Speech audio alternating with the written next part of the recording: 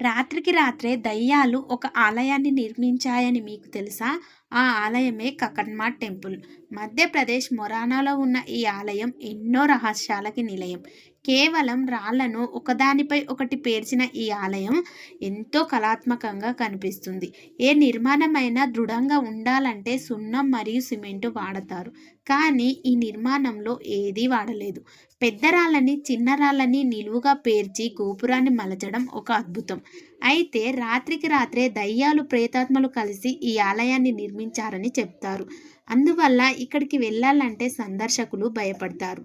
ఈ ఆలయాన్ని 11వ శతాబ్దంలో నిర్మించారని పురావస్తు శాఖ అంచనా.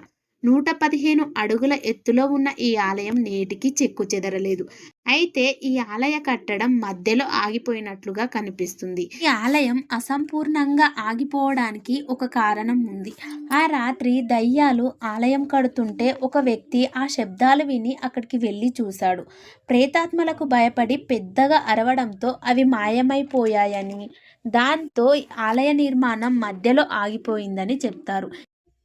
ఎన్నో ప్రకృతి వైపరీత్యాలు వచ్చినా కూడా ఈ ఆలయం చెక్కుచెదరలేదు. ఆలయం మధ్యలో శివలింగం ఉంటుంది.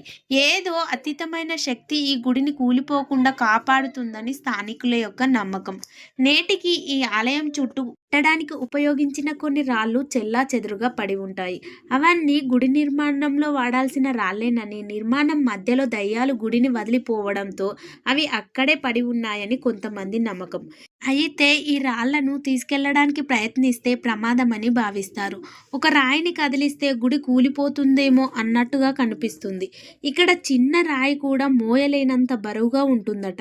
నిజాన్ని నిరూపించేంత సాహసము ఎవరూ చేయలేదు. ఈ ఆలయం ఒక రహస్యంగానే మిగిలిపోయింది.